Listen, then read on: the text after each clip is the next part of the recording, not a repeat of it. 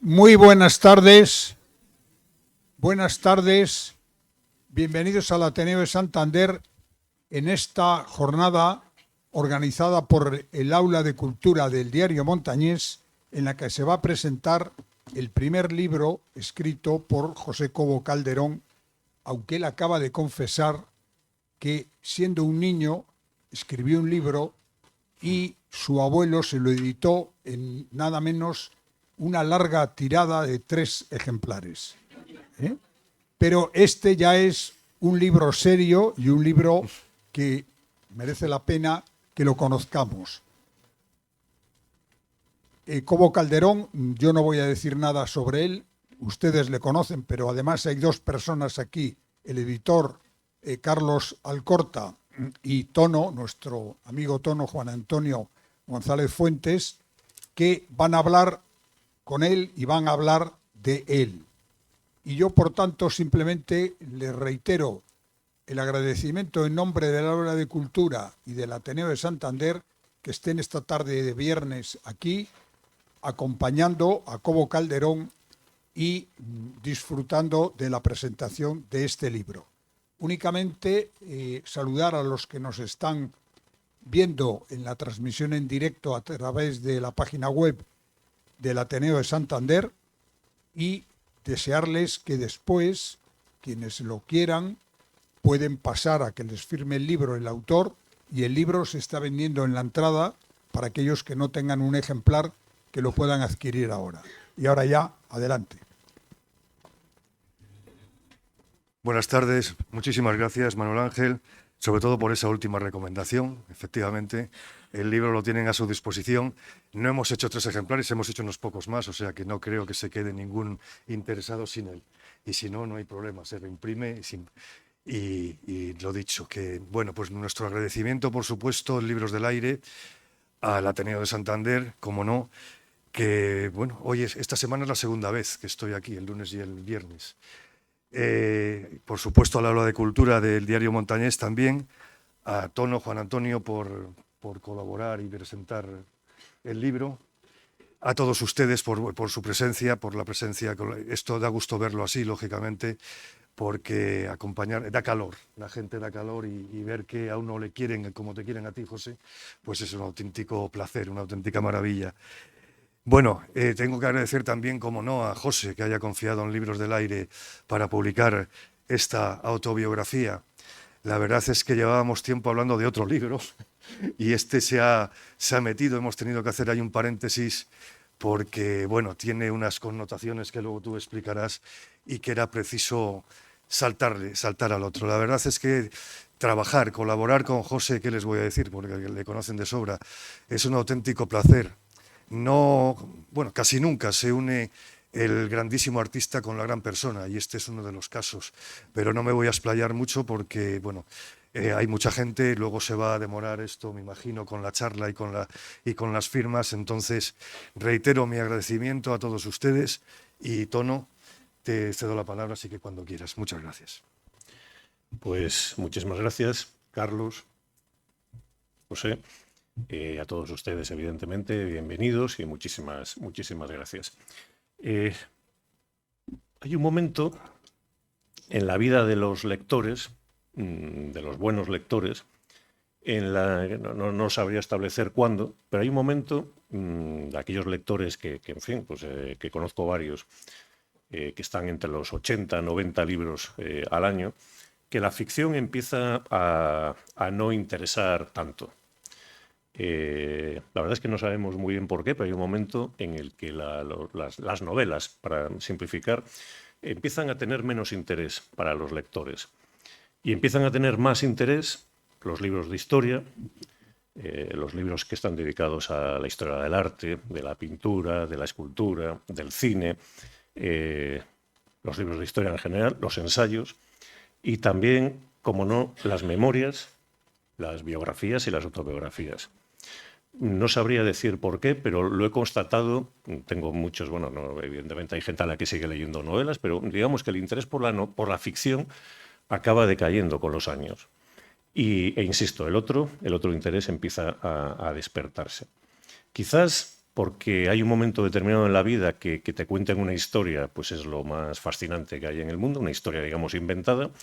Y hay un momento también en la vida en que las historias inventadas pues, no tienen tanto interés y empiezan a tener mucho más interés las historias que también son absolutamente fascinantes, pero que han ocurrido en la realidad. Por ejemplo, las memorias, y por ejemplo las memorias de José Cobo Calderón. Probablemente también las memorias tienen otro factor, las memorias, las biografías, las autobiografías, que además generalmente constatan muy bien el contexto en el que se da esa vida. Y entonces un doble digamos, interés, un despertar en el interés del lector.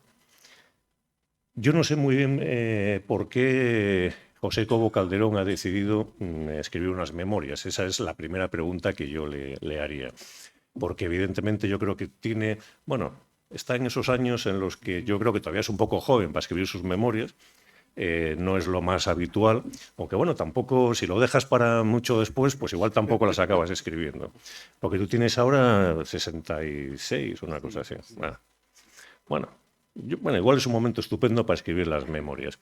Las memorias en principio tienen una enorme ventaja comparado con la ficción, y es que no tienes que inventar nada. Es decir, cuando tienes que escribir un libro o una novela, pues evidentemente tienes que decidir cuál va a ser el asunto del libro. Con tu propia vida, pues lo tienes hecho, lo tienes cerrado. Tiene otros problemas, evidentemente, que eso también son las preguntas que después... Tú vete apuntando las preguntas que van. Y es que, claro, uno tiene que decidir qué va a contar de su propia vida, que no es problema pequeño. Evidentemente, 66 años, en este caso, pues ¿en cuántas páginas? En casi 400. Bueno, pues es decir, es evidente que no entra. Tienes que empezar a decidir, a tomar decisiones. ¿Qué es lo que meto? ¿Qué es lo que no meto?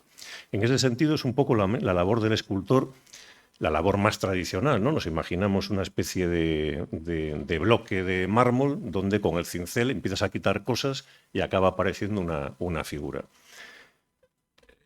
Hay algo de esto en las memorias de José Cobo, aunque también la técnica que emplea para escribir sus memorias es esta, por un lado, pero también hay otra técnica también, que es añadir cuestiones. Luego lo veremos. Pero hay otro caso también importante, y es que cuando uno tiene que escribir, la primera decisión es qué voy a contar de mi vida y por lo tanto qué dejo fuera, pero después hay un momento en el que, claro, tú tienes que escribir de memoria. Y llega, yo creo que también un momento en el que no sabes perfectamente si lo que estás contando ha ocurrido de verdad o te lo estás imaginando.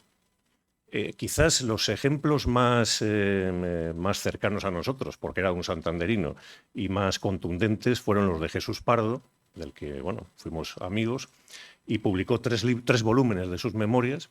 El primero, Autorretrato sin retoques, lo dice el propio título, tiene una técnica que fue en ese sentido muy llamativa y muy novedosa en la memorialística española, y es que decidió contar todo aquello en la que él salía mal. Y entonces eso fue como muy atractivo. Y el segundo volumen es importante, es Memorias de Memoria, que también me imagino que cuando decides escribir las memorias lo tienes que hacer así. Entonces tampoco sabes exactamente si lo que estás contando ha ocurrido de verdad o te lo estás, no digo inventando, porque evidentemente todos confiamos en que lo que has contado es absolutamente de verdad. Es una técnica, es decir, si decimos que tal día como hoy estábamos los tres presentando este libro, eso se puede comprobar y es fácil. Pero evidentemente, y esto hay que tenerlo en cuenta, cada uno de los tres tendremos una visión de lo que ha ocurrido aquí. Y probablemente la mía difiera completamente de la de los otros dos, etcétera, etcétera. Bien. La segunda cuestión que quería plantear y poner encima de la mesa es que yo acabo de hacer 60 años y digamos que conozco a los que están por encima de mí, más o menos del mundo de la cultura en la región, que tienen hasta los 80 y tantos años, y conozco a los que están 20 años por debajo. Entre los 40 y los 80, conmigo, digamos, en el fiel de la balanza de los 60, conozco más o menos a todo el mundo. Y digamos, estas son las primeras memorias, esto es muy importante, yo creo que ya lo hemos hablado, de alguien de mi generación. Yo creo que no había otro, o sea, son las primeras. Y yo pensé, pues que lo lógico, cuando uno piensa, oye, ¿quién escribirá las primeras memorias de nuestra generación? Pues pensé que sería Carlos Alcorta, por ejemplo. Bueno, o alguien que se dedica, digamos, a la escritura, pero no un artista o un escultor. Y sin embargo ha sido así, y ha sido, digamos, muy llamativo. Y también le quería preguntar por qué él quería, se ha, digamos, decidido por escribir estas memorias. Y vamos a centrarnos ya un poquitín, digamos, simplemente en la técnica de la escritura de las memorias. La más tradicional es la cronológica, y la ha empleado José Cobo. Es decir, quien lea el libro de memorias, quien lea este libro, aparece todo los sucesos, el relato, por así decirlo, es cronológico. Primero Santander, después Madrid, después hay Italia, también Roma, después acaba en Chicago, después regresa otra vez a Madrid, después regresa otra vez a Chicago, de Chicago a Nueva York, de Nueva York a Madrid, y de Madrid está otra vez en Santander. Es decir, es cronológico. Bien.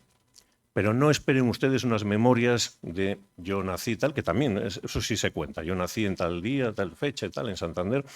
Pero dentro de este relato cronológico, que además podía haberse dicho por estos hitos, podía haber dicho Santander, y haber contado. Él emplea esa técnica, pero emplea otra, digamos que no es la cronológica, y es dentro de estos hitos, por así decirlo, que tiene una cronología. Él va delante, atrás, o sea, no cuenta las cuestiones, las cosas, los sucesos de su vida, digamos, con esa trayectoria únicamente cronológica. Hay momentos que los que está en Chicago y recuerda cosas de atrás, hay momentos que también recuerda cosas que van delante. En ese sentido da una sensación, la lectura, que avanzas cronológicamente, pero que estás detenido en una especie de escenario en el que ocurren muchas cosas, y muchas cosas, digamos, revueltas. Después tiene en la técnica otra cuestión que es fundamental, y es que, como muy bien dice el título, Mi vida y milagros de otros. Y es que ha decidido, al contar sus memorias, lo han hecho otros, pero en este caso me parece que está muy bien, y además está muy bien resuelto, que no cuenta su vida desde, yo hice esto, aquello, sino que va contando los encuentros que ha tenido con otras personas, y a través de esos encuentros con otras personas, de las vivencias de esas personas a las que él también ha sido, digamos, coprotagonista, acaba conformando una especie de autobiografía, obviamente, pero donde la mirada de los otros y el papel de los otros es fundamental. No es todo el rato yo, no. Es los otros, los otros, los otros. Y sin embargo, cuando acabas el libro, sí se ha creado una especie de mosaico donde aparece reflejado, o aparece no solo reflejado, sino que está en la esencia el propio José Cobo Calderón. Pero además las memorias ofrecen otras dos cuestiones fundamentales. Un ensayo sobre su propia obra, porque ha tenido la habilidad, y además la habilidad literaria, de incluirlo, que viene a cuento, donde aparecen, digamos, reunidos también, no sé si todos los que se ha escrito, me imagino que no, pero mucho de lo que se ha escrito sobre su propia obra. Es decir, es otro libro dentro del libro. Y después está otro libro dentro del libro, llamamos varios, 3 o 4 libros, donde él mismo escribe sus propias, digamos, teoría del arte, o cómo concibe el determinado momento histórico en el arte, que podríamos establecer, digamos, como el arte en la posmodernidad. Y él explica cómo es o cómo concibe el arte. Entonces estamos ante un libro absolutamente rico, ante un libro que tiene, en fin, entradas y salidas por todos lados, y donde se nota, yo creo, no sé si Carlos está de acuerdo, que es un artista y un escultor, donde quizás lo que a mí más me ha llamado la atención de la escritura es lo bien que describe a los personajes desde el punto de vista físico. En este sentido sería un escritor de estilo, digamos, como Hemingway, y no sería un escritor del estilo, digamos, pombiano. por decir dos modelos distintos, donde, digamos, también aparece el retrato un poco psicológico, pero digamos que llegas a la psicología a través de la descripción del personaje físico, que es de una habilidad portentosa.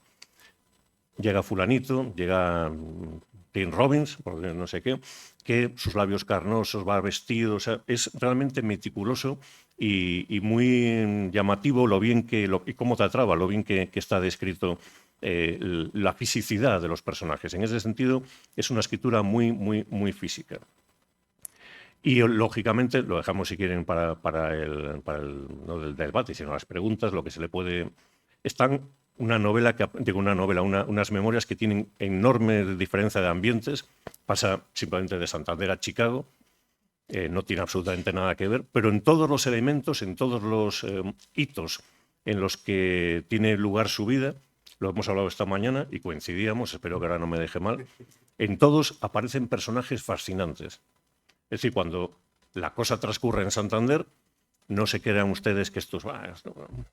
Vamos a esperar a que llegue Chicago, que es donde va a parar. No, no, no, no, no, no. En Santander hay personajes que no tienen mano, les dan sopas con onda a los de Chicago. Realmente es fascinante la parte de Santander, es fascinante todo. Pero a mí quizás, y a todos nosotros, quizás, claro, lo que más hemos conocido o hemos oído, nos va a llamar la atención cuando leamos el libro, es que conocemos a muchos de los personajes, o hemos oído hablar de los personajes que él menciona en ese Santander, bueno, de la transición, vamos a decirlo, y los primeros años de la transición. Y yo creo que para, digamos, ofrecer el trapo y que el toro en vista, pues hemos hecho ya suficiente. Le vamos a dejar a José Cobo que nos cuente lo que quiera y después le haremos algunas preguntas o incidiremos en este tipo de cuestiones. Sí. Bueno, yo tengo mucho que agradecer a toda la gente que ha venido aquí, que bueno, pues es una maravilla haberme también rodeado, a la junta directiva del Ateneo, al diario Montañés, a Tono por la presentación magnífica que ha hecho, que no sé de dónde lo ha sacado, pero que es una maravilla, o sea, me gusta más mi libro ahora. y luego también a Carlos, que desde el primer momento, bueno, en cuanto vio lo que escribí, que ahora voy a contar cómo ha surgido el libro, porque no hubo un plan, no hubo un proyecto de hacerlo. Y entonces, desde el primer momento que lo leyó, que entonces eran, bueno, el equivalente a 200 páginas, luego han sido más, dijo, pues sí, pues es algo que se puede publicar, pero yo se lo sugerí. La idea inicial era hacer un libro de escultura de la editorial Septentrión, que lleva como unos que ha hecho de Juan Manuel Puente, de Sobrado, tal. Entonces, la idea era hacer un libro de estos para arte. Pero sigue ahí. Sí, y entonces, claro, había que saber algo de mí, ¿no? Entonces tenía que escribir unas notas para la introducción o para la biografía de 20 páginas del libro, ¿no? Y entonces, claro, le di tanto que era algo imposible. Entonces ahí estaba hablando más pues de las exposiciones, más cronológico, más fui a este sitio, a esta feria, puse en esta galería, hice este monumento o esta cosa, ahí se explicaba más esto, ¿no?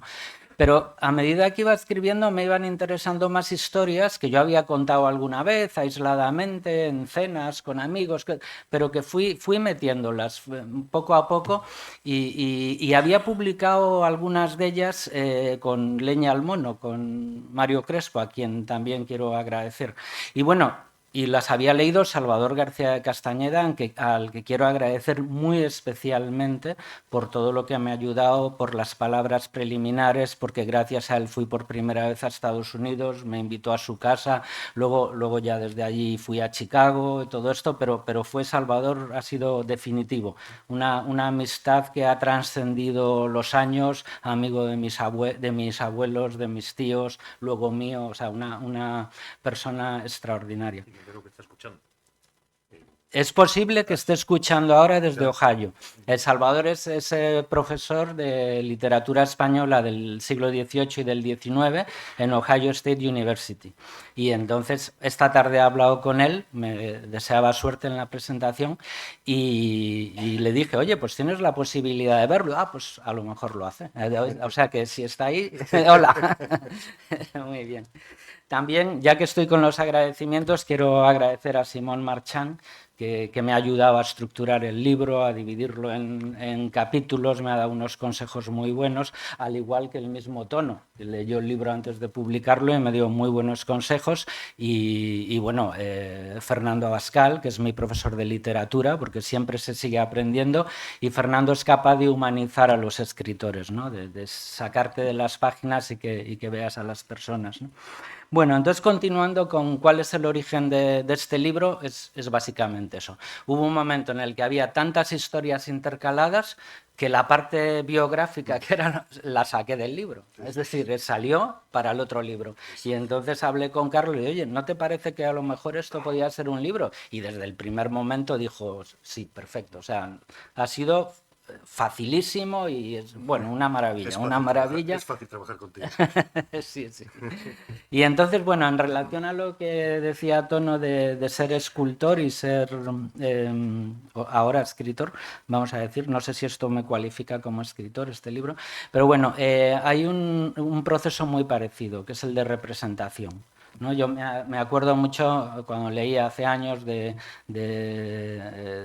Benito Pérez Galdós, que se sentaba en alguna plaza de Madrid, en la Plaza de la Paja, donde sea, y ahí tomaba notas escritas de personajes, ¿no? Los describía, de la misma manera que Ramón Casas o Nonel podían tomar apuntes dibujados, ¿no? Entonces, en definitiva, de lo que se trata es de crear imágenes, de representar cosas, ¿no? Entonces, inicialmente, claro, yo al no haber escrito en mi vida, pues mucha más dificultad. Es mucho más difícil, he tenido que podar mucho y se produce un efecto muy raro, que es que en escultura, por ejemplo, cuanto más corrijo, peor es. Es decir, lo que me sale bien es lo que es espontáneo. Y sin embargo, en esto con las letras tengo que corregir constantemente, podar, ajustar. Pero luego es una verdadera gozada ver cómo se van componiendo las frases, que son casi como líneas de dibujo, porque las frases las puedes tener porque tienes la idea. Entonces dices, bueno, lo que quiero decir es esto. Pero de pronto no te dice nada y cambias una palabra o dos o un orden y de pronto casi hasta te emocionas de lo que has dicho, te parece bonito o lo que sea y dices, jo, qué plasticidad tienen las palabras. Y luego al final la historia es eso, sí, muy bien, lo que estoy contando, pero es que es mucho más importante las palabras, es mucho más importante a la hora de contarlo. Y quería hacer un símil con el dibujo, por ejemplo, ¿no? O sea, una línea es una cosa tan sencilla como una línea. Si yo quiero representar por poner un ejemplo, un torso, por poner un ejemplo fácil, ¿no? Con un lápiz o con una plumilla, lo que hago es apretar en diferentes sitios, ¿no? Empiezas por la parte del omóplato, de arriba, vas bajando y luego aprietas más y eso produce sombra. Una sombra que es muy, muy tenue, ¿no? Pero que representa el volumen. Una sola línea puede representar el volumen perfectamente. Entonces, bueno, y otras líneas, cuando se aprieta poco el lápiz, pues al revés, representa los brillos, la manera en la que incide la luz, ¿no? Por ejemplo. Y eso es muy parecido a lo de las frases que decía, con la diferencia que yo soy mucho más espontáneo con el lápiz para dibujar que con las teclas para escribir, porque no lo he hecho con lápiz, ya sé que es mejor, está más alto en el... pero no, esto. Y bueno, en relación a lo que hablabas de si es real o no, bueno, muchas cosas te vas acordando. Para algunas otras he tenido que recurrir a mi mujer, a Birgit, a quien he dedicado el libro, que bueno, ya como es una frase muy, muy corta, pues la leo, porque, a ver dónde está, digo, para Birgit, que ha navegado conmigo el océano antes de llegar a la bahía. Entonces, bueno, pues está dedicado a ella. Entonces, muchas de las cosas, algunos detalles me lo ha tenido que recordar ella. Yo me acordaba de la historia, A lo mejor no me acordaba de detalles, pero lo que quería era hacer un retrato que todas estas pequeñas historias, algunas son un poco largas, ¿no? Sobre todo las que se refieren al arte, pero bueno, todas estas pequeñas historias son fragmentos y esos fragmentos forman un mosaico al que le falta mucho. Porque, claro, obviamente, lo que decías, hay muchas cosas no se quieren contar o no merece la pena, o las cuentas y luego las borras, o lo que sea. Entonces, yo no pretendo que esto sea mi vida ni que esto sea exacto, pero me conformo no con que sea verdadero, pero sí con que sea verosímil. Es decir, que esos trozos del mosaico sean capaces de darte el mosaico. Que sea verdadero, o sea, que sea una vida creíble. Eso es lo fundamental. ¿Y por qué digo que la vida viene reflejada a través de los otros? Y por eso es los milagros de los otros. Yo no he hecho ningún milagro. Es fundamentalmente porque los otros son los que van conformando tu vida. Y tu vida, por mucho que creamos que somos los dueños de ella y que la determinamos, es muy importante los encuentros casuales con gente, el haber conocido a alguien en un momento determinado. Por ejemplo, otro aspecto de este libro es que hay gente muy importante en mi vida que no aparece. Es muy importantes y no aparecen para nada. Lo que voy buscando son situaciones paradójicas. Me propuse desde el primer momento no explicar nada, que las historias se expliquen por sí mismas, no sé, que la verdad esté en eso, si es que hay una verdad, ¿no?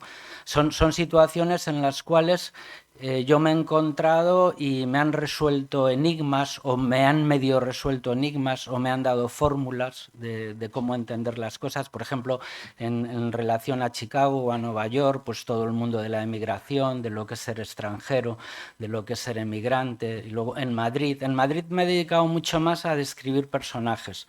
En Chicago, por ejemplo, describo mucho calles, zonas que son muy, muy curiosas.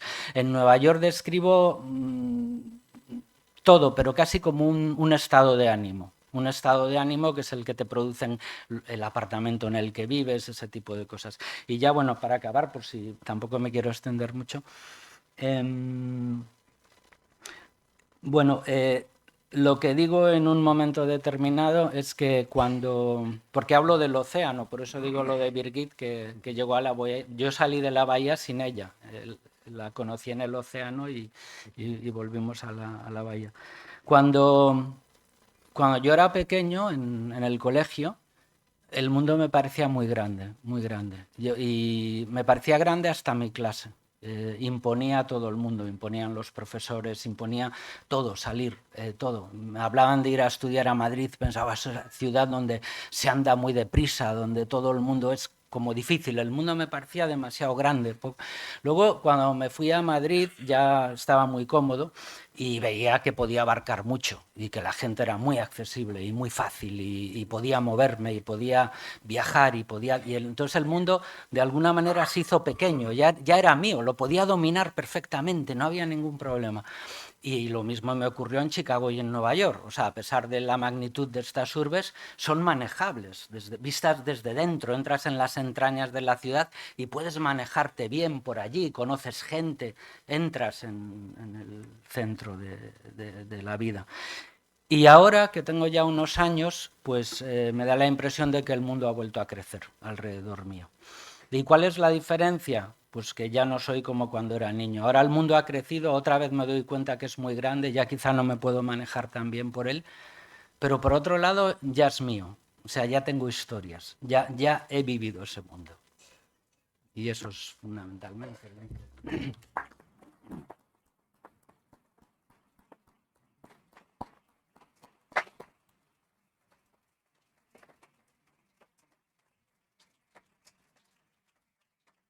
Yo creo que Tono ha apuntado una serie de preguntas que He evadido. que has evadido, pero ya no queda más remedio. Yo empezaría quizá por la última que has sugerido sobre la fisicidad del proceso creativo de la escultura y el de la escritura. Yo, que lógicamente he leído todo este libro reiteradas veces, una de las cosas que comentas precisamente, y cuando fuiste a Chicago, si no recuerdo mal, es la ignorancia que tenían tus compañeros de estudios de lo que era el cuerpo, de lo que era la figura humana, ¿no? Con las nuevas, la posmodernidad y las tecnologías. Entonces tú siempre has sido un gran observador del cuerpo, y para un escultor recuerdo también al hilo de esto cuando hablas de cuando estuviste en la Academia de España en Roma, ¿no? Que Sí. te pasabas horas y horas en los diferentes museos. Sí. Entonces, bueno, tú has asimilado muy bien lo que es el proceso has definido muy bien lo que es el proceso de la escritura. Me estaba pareciendo cuando, me estaba sonando a mí mismo cuando he ido a los talleres de escritura, porque lo que has comentado es efectivamente de eso. Tono lo ha comentado, entonces ese proceso de observación, yo creo que viene por ahí, ¿no? Sí. O sea, las descripciones magníficas que haces en la autobiografía vienen, supongo, que esa observación permanente que haces sobre el cuerpo humano, ¿no? Sí, sí, bueno, yo aprendí a dibujar mirando libros, mirando dibujos, sobre todo de Miguel Ángel, y bueno, luego fui avanzando más, pero utilicé poco lápiz, poca libreta, es decir, que lo iba asimilando casi de memoria, vamos a decir. Cuando yo llegué a Estados Unidos, llevaban muchos años en la escuela donde yo estudié, el Art Institute, ¿no? Que era la universidad de más prestigio de Estados Unidos en ese momento, pero era muy de vanguardia y todos los profesores se habían educado con el arte conceptual. Entonces prácticamente no existía la figura. Y creo que una de las razones por las cuales a mí me favorecieron mucho y luego me dieron un puesto de profesor es porque había un naciente neofigurativismo. Porque en la época, poco antes, en los años 70, el Departamento de Escultura todavía no existían ordenadores y habían comprado máquinas de escribir para hacer cosas como las que hacía el artista Joseph Kosuth. Y entonces, claro, tenían que recuperar algo que habían perdido. Yo a veces me he preguntado cómo se pudieron olvidar en la Edad Media representar el cuerpo como lo hacían los griegos. Es fácil, es falta de interés. No lo haces, piensas que es más importante otra cosa. Y incluso yo tuve un estudiante que además le encantaba la clase y me decía, no, me ha dicho otro profesor que no pierda el tiempo aprendiendo a modelar. Entonces, pero claro, en ese momento surgía con mucha fuerza el neoexpresionismo, otras tendencias figurativas, ¿no? Y bueno, y no solamente neoexpresionismo, un tipo de representación figurativa que no es figurativa porque son figuras, pero no es figurativa en cuanto a proceso. El proceso de la escultura figurativa es mucho más parecido al proceso de la escultura abstracta que, por ejemplo, al proceso de la escultura figurativa contemporánea, que la mayor parte deriva de representaciones de escaneados, de otro tipo de cosas. Bueno, creo que me toca a mí en el partido. Leyendo las memorias, evidentemente, la parte de Estados Unidos, lo hemos hablado también esta mañana un rato por teléfono, me ha llamado la atención por dos cuestiones. La primera, porque haces una descripción también muy física, pues, fundamentalmente de Chicago. Es decir, y reflejas un Estados Unidos que no es, no sé por qué, una especie de ingenuidad, si quieres, lectora. Te imaginabas una ciudad que ibas a destacar, no sé, una brillantez, una potencia, incluso en lo material. Y sin embargo te detienes en una ciudad que a mí me ha dado la impresión, no sé, de una ciudad sucia, entre comillas, entiéndeme, que no es que una ciudad hasta cierto punto deteriorada, una ciudad muy segregada, con barrios, o sea, muy localizada, un barrio, digamos, negro, un barrio... y das la impresión de una ciudad... o das una impresión paradójica. Por un lado, una ciudad dura, y sin embargo te lo has pasado muy bien. Es decir, estabas como te integraste enseguida y disfrutaste mucho de la ciudad. Pero no es una visión, ¿cómo decirlo? Una visión de Estados Unidos de película de después de comer de Antena 3, que salen 16 coches y todos salen del concesionario, todo brilla, todo es maravilloso. Sino que es una ciudad quizá más real, claro, que la idea que tenemos. Sí, bueno, es muy, muy real y muy, muy auténtico y sobre todo muy viejo, porque claro, Europa después de las dos guerras mundiales pues prácticamente se autodestruyó y las infraestructuras son mucho más viejas en Chicago o en Nueva York que en la mayor parte de las ciudades europeas, ¿no? Pero tiene un aspecto muy importante Estados Unidos, que es todo el tema de la inmigración. Es un mosaico de razas, de colores, es muy interesante, la gente es acogedora. Tiene un aspecto duro y otro aspecto que invita mucho, ¿no? Creo que en uno de los artículos que hablo de las dos Américas, cuento que cuando yo era niño iba mucho a tomar té a casa de mi abuela y nos contaban historias de la familia, de parientes que se habían ido a América y habían hecho dinero, o indianos que habían vuelto, y otros que habían desaparecido, sin más, que nunca más se supo. Contaban de un pariente que una vez un indio llegó con un camafeo para tal y no sé qué, y nunca más se supo, ¿no? Y entonces yo había crecido con esa idea de América, la América colonial. Pero claro, luego ya cuando fui a Madrid y antes incluso, ya en Santander, pues la idea de América era el progreso tecnológico, ¿no? El poder tecnológico, los viajes a la luna, todo, vamos, era mucho más avanzado que Europa en muchos aspectos.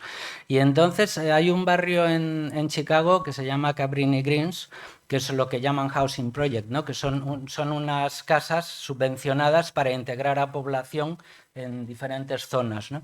Y Cabrini Greens es un barrio muy desolado. Muy desolado, con muchísimo crimen y algo tremendo. Y está muy cerca del centro, del downtown, que lo llaman, ¿no? Entonces, yo pasaba, el metro en el centro de Chicago es subterráneo, pero luego sale y hay varias líneas que son elevadas, ¿no? Que tienen las vías por encima. Y entonces, yo estaba pasando un día en el tren por encima de Cabrini Greens, en el metro, y nada, miro y veo era verano, hacía muchísimo calor, que hace mucho más calor que en Madrid, porque por la humedad, o sea, no de termómetro, pero hace mucho más calor, por la humedad se siente mucho más, ¿no? Y vi varios niños negros corriendo, sudando, entre el suelo levantado, entre cascotes, basura, papeles, y entonces yo miraba para arriba y veía el Sears Tower, que es el edificio más alto del mundo en ese momento, y el Hancock Building, ¿no? Que los dos están rematados que era el segundo más alto en ese momento del mundo, y los dos estaban rematados con unas antenas que parpadeaban, blancas, ¿no? Y bueno, el Hancock tiene una estructura en forma de X y el Sears tiene una estructura tubular de varios tubos de sección cuadrada que se juntan, ¿no? Y entonces yo esto lo veía, y son negros los dos, tanto el Hancock como el Sears son negros. Y entonces yo miraba para abajo y veía a los negros corriendo en ese terreno desolado.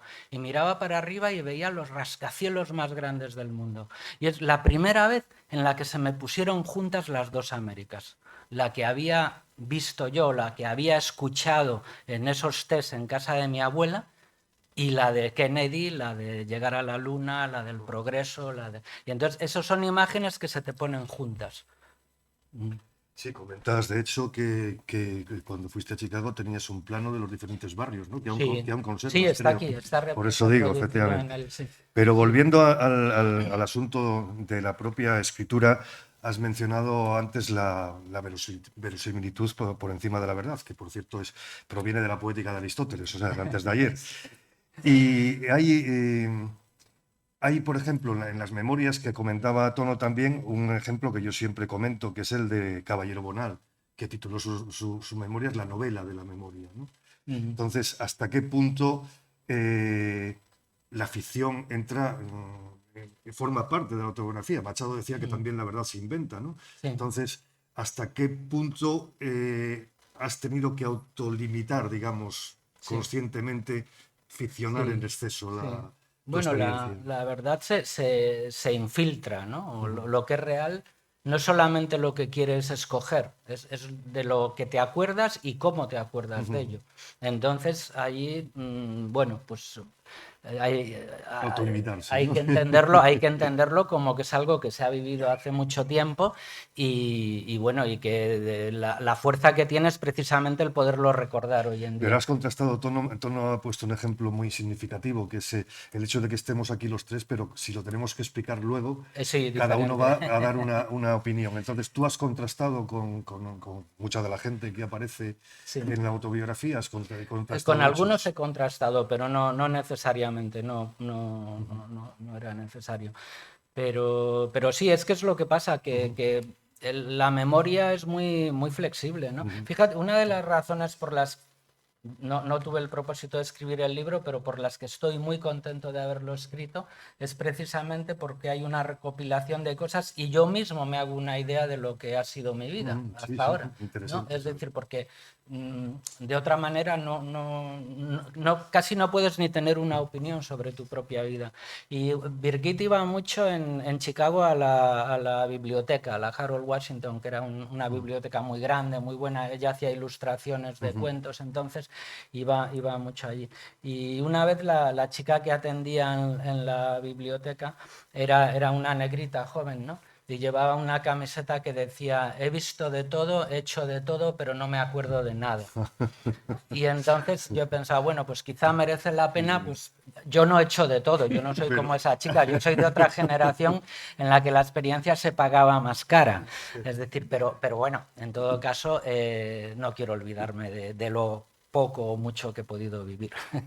Yo creo que Tono te toca y después dejamos que Vale. pregunte el público para no Te voy a alargarlo hacer demasiado. ¿Sí te parece? dos preguntas. Una pregunta técnica que yo creo que es complicada de contestar, y es que hay algunos fragmentos de las memorias que están escritos en tercera persona. Y generalmente son situaciones donde supuestamente eres tú, pero hablas de él.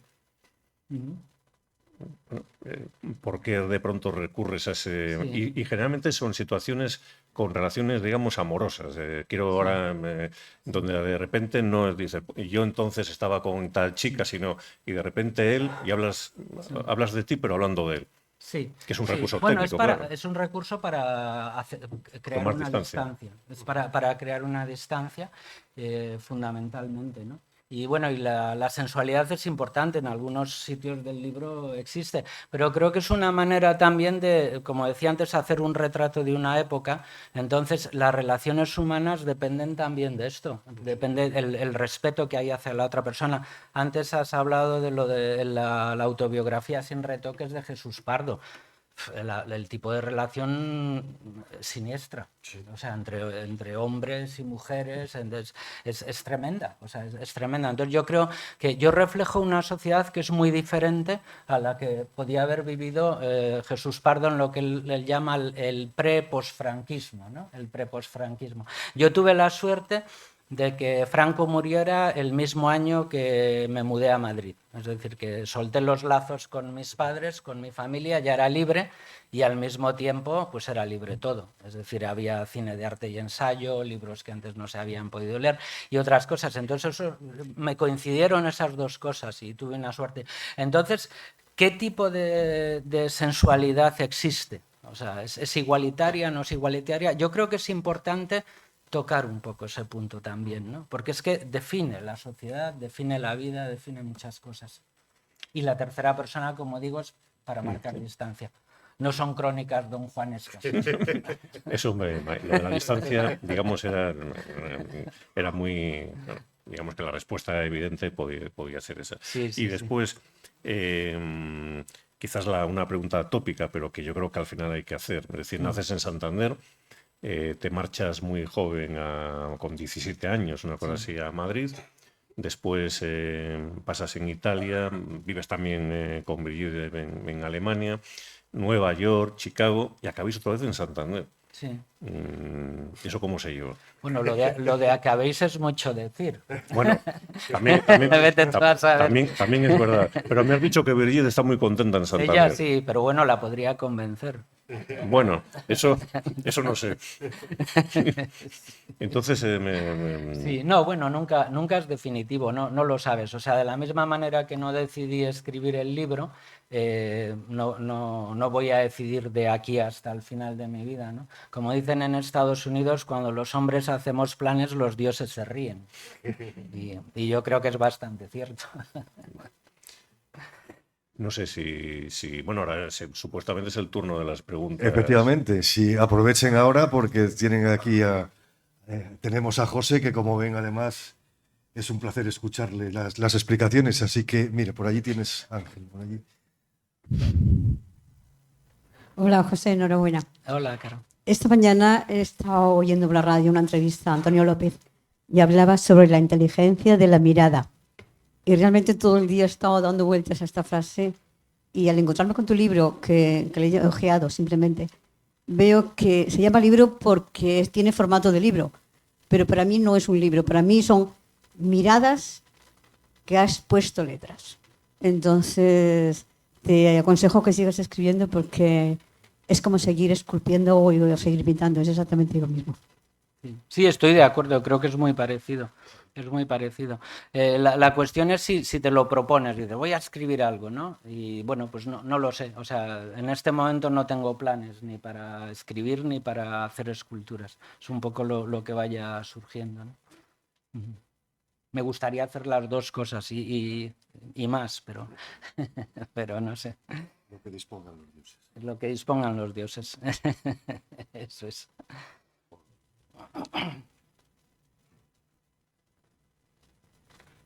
Mi felicitación y sobre todo la interpretación que ha hecho Tono también de escribir sobre las memorias. Estamos todos de moda en ello. Mi pregunta es, ¿crees que en América los cántabros desarrollan más su inteligencia y su emprendimiento? Pues no lo sé. Yo no lo he investigado, pero si me baso en las cosas que leo, yo creo que lo que desarrolla más inteligencia es el tratar a gente, es el conocer a gente diferente y precisamente aprovechar las diferencias. Una de las cosas que digo en el libro, porque muchas veces nos miramos el ombligo, es cuánto hemos aprendido de la literatura escrita por otros, por franceses, por alemanes, por ingleses, cuánto hemos aprendido sobre nosotros mismos viendo pintura o descripciones o asimilando, queriendo ver. Yo creo que lo importante es tener los ojos abiertos. Y con los ojos abiertos yo creo que se aprende mucho en cualquier parte. O sea, puede ser un sitio pequeño. Creo que Bach no dejó Leipzig en muchos años. O bueno, hizo algún viaje, pero vamos, que... Por ejemplo, Kant. Kant No salió nunca de Königsberg Y era como el reloj. y escribió la crítica de la razón pura, que en fin es... Sí. Y luego otra cosa, de libros de artistas, yo que he leído algunas cosas de otros artistas, me da la impresión de que tienden a mirar dentro de sí, en lugar de mirar hacia afuera. En este libro miro más hacia afuera, miro más hacia la gente, miro más hacia los paisajes, hacia las sensaciones nuevas. Entonces la mirada hacia adentro creo que puede ser muy enriquecedora, ¿no? Aunque no es la mía.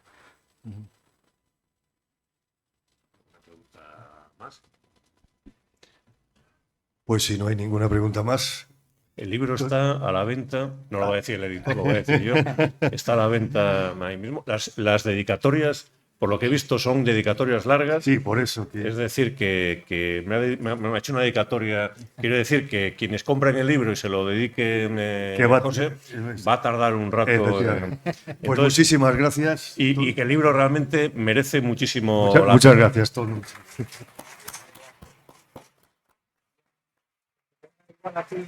Sí.